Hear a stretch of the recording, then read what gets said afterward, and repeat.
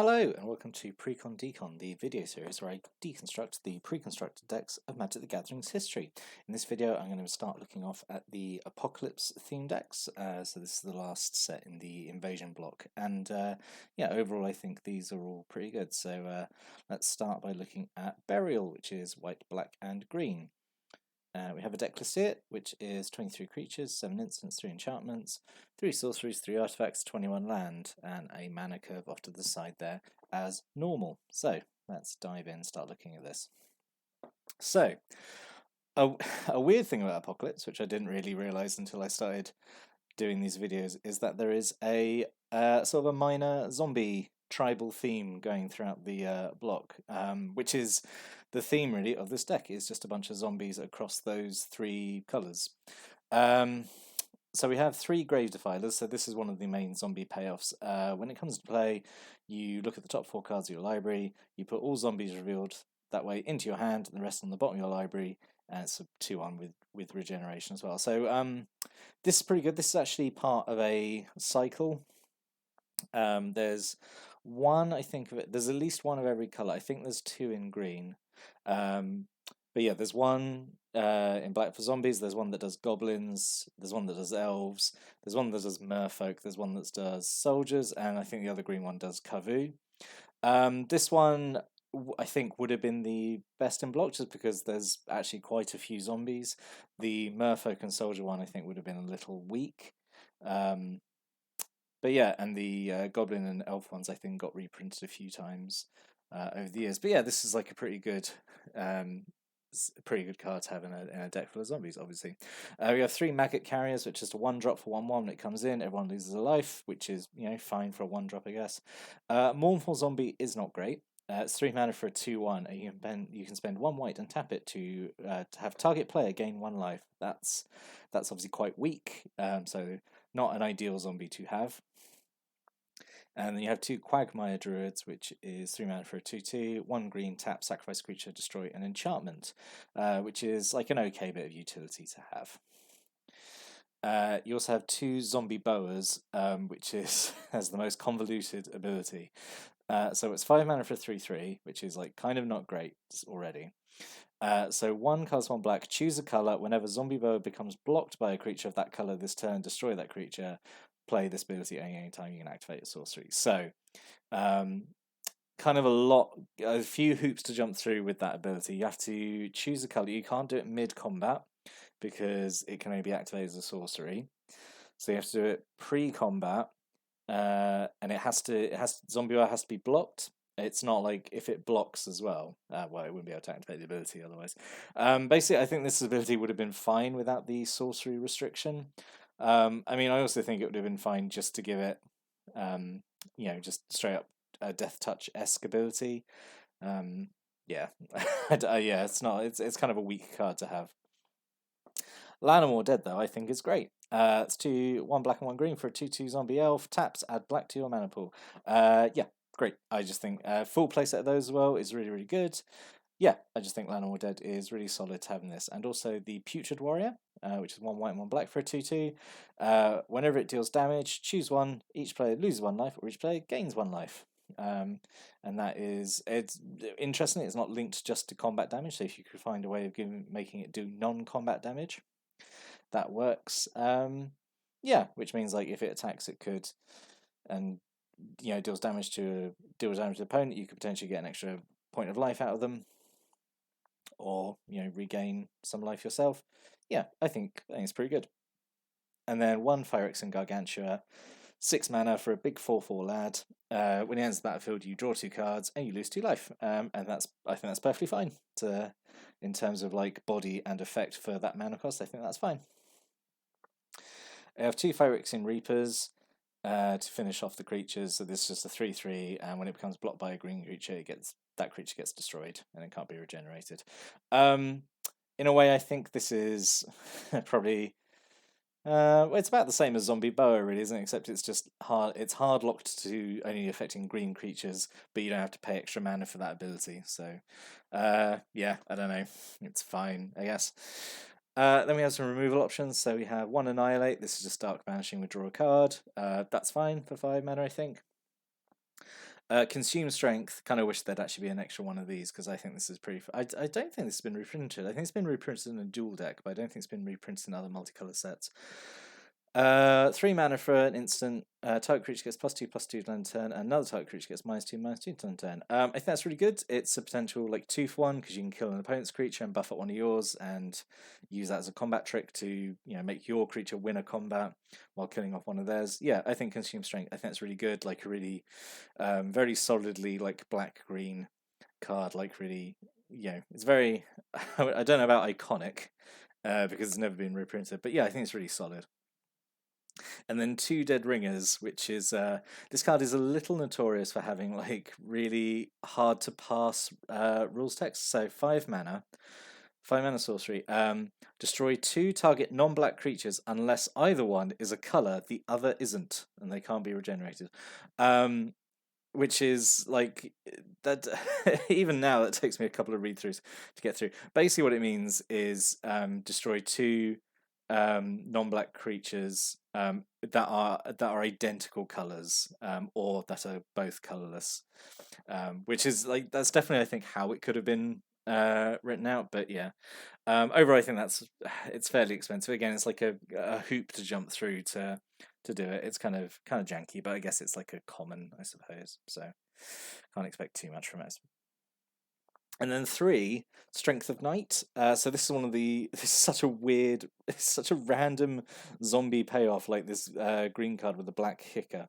So 3 mana instant, creature you control get +1/+1 till end turn. That's pretty overcosted. But if you kick it for 1 black, zombies you control get an additional +2/+2. So pretty much all your creatures are zombies. Actually, I think they are all zombies, thinking about it. So for 4 mana at instant, you give your whole board +3/+3. That's quite strong. But yeah, such a weird card to have. Yeah, just that. I think that would have been fine at sort of like 2 mana for the +1/+1 effect, and then the kicker could have been like an extra mana. I don't know. So it's still 4 mana, but yeah, such a weird card just to have like this green card with a kicker cost that only affects a specific tribe. Very weird. And a Wax Wane. Yeah, just a really good solid split card. Either +2/+2. Turn or destroy enchantment. That's fine. We have Foul Presence, which is an aura. Enchanted creature gets -1/-1 and has tap. Target creature get -1/-1 till end of turn. This is 3 mana is quite an expensive effect. This is kind of janky removal. You could kill an opponent's X1, or you put it on one of your creatures, and then they have this kind of again like this janky -1/-1 ability. I think. Yeah, this is not a great card, I don't think. But here we have some good cards. This is the Gerard and Urza page because this kind of like this big representative moment in the story where Gerard and Urza fight. Like Yorgmoth makes them fight, something like that. And Gerard, I think, kills Urza, or like he decapitates Urza. But anyway, that's the lore. We're looking at cards. So Death Grasp is one of the rares in the deck. Death Grasp deals X damage to target creature player. You gain X life. That's just really solid. Yep, just really like that. Soul Link is an aura which goes on a creature. Whenever an enchanted creature deals or is dealt damage, you gain that much life. I think that's really fun as well. Again, that's kind of a card. If I could find a reason to put it into a deck, I would. And Phyrexian Arena, another really good rare to have in this deck. 3 mana enchantment. At the beginning of your upkeep, you draw a card and you lose a life. That's really good. Yeah. In general, this is a little off topic, but like I do think teaching players that card advantage is worth losing life is good, because it can be a bit of a sort of a milestone in player knowledge. I feel because I used to play at a local game store, and a lot of the players there were kind of younger kids, and they see effects like this. Like it was around when like M10 was really big, and they'd see Sign in Blood, which was like, oh, you draw 2 cards and you lose 2 life, and they would use that on their opponent because like, haha, you've lost 2 life, and like, yes, but you've also given them 2 cards for like a very minimal thing. And I had a deck that used this card, and they're like, oh, that's I had whatever like 20 life or something because I was playing like white black, and they're like, "Oh, that's really bad because like you're going to lose in 20 turns because you'll lose lifestyle." It's just like, no, that's not how it works. So I do think it's really important to have cards like this that teach, especially in these theme decks, which are intended to be introductory products. I think it's useful to have cards like this that teach that drawing cards, like getting extra resources, is usually 99% of the time worth losing a little bit of life. Like drawing an extra card every turn and losing 1 life every turn that's barely a cost in my opinion. And then we have just some mana fixing at the end, which is fair enough because this is a 3-color deck. We actually have the usual array of green ramp spells. So yeah, we have some artifacts to make up for it. So Chromatic Sphere, 2 of those, which is just a filter that lets you draw. Tiger Eye Camo is just like a mana rock, and Elfane Power is just dual land, gives you green and white. So what could have been? So overall, I do think this one's actually pretty okay. Like the rares are really good.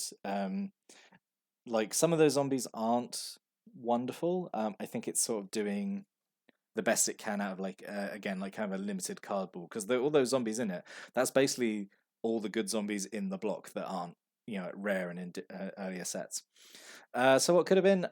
I think it would have been nice to have some more split cards, Night and Day and Life and Death, just to kind of show these off because they would have been more split cards from the new set, so it would have been nice to have them in. Brass Herald is another part of those cycles of the envoys where you reveal the top 4 cards and you get them. So Brass Herald is an artifact creature and you choose a creature type, which make in this obviously you choose zombies, and you do the same thing. You reveal the top 4 and you put them into your hand, and the rest go on the bottom of your library. But he also gives all creatures of the chosen type +1/+1, so he's like an Anthem effect, and he's pricey at 6 mana. But I'm actually really surprised this was an uncommon originally printed. I think it was reprinted later in a core set, and it got bumped up to rare. Which I feel is right for it to be, for an Anthem effect maybe, or like this kind of digging through 4 cards to get a certain type. But yeah, I think it's fine at uncommon as well. It would be it's a strong uncommon and a weak rare, so it kind of straddles that midpoint. But yeah, it would have made sense to be in here as well, and it being colorless helps in a 3-color deck as well. And Necrosanctuary, so this is a cycle that were they're enchantments of a color and they care about you having permanents of the 2 enemy colors. So Necrosanctuary being black cares about you having white and green permanents. And if you have either a green or a white permanent, it has a small effect, and if you have a green and a white permanent, then it has a bigger effect, and there's one of those in each color. And I just thought it would have been nice to have that in here as well. Yeah. So, like I said, overall, yeah, I think this one's I think it's fairly solid. Yeah, I mean, there's no point sort of saying like, oh, it could have had better zombies because, like I said, the zombies it's got at the time are the best, and like I say, it is making the best out of like a limited card pool of zombies. But like the rares, I think are really good. Like I think this deck would have been worth picking up just for like Death Grasp and Phyrexian Arena, and like some of the other cards in there actually are fairly solid as well. So yeah, overall, I think this one is pretty solid. But what did you think after looking at this deck? Did you have this deck? Did you play it? Did you make any changes to it? Stick a comment below. But I'll be back next time to look at another Apocalypse theme deck. But until then, thank you for listening and watching, and have a good day.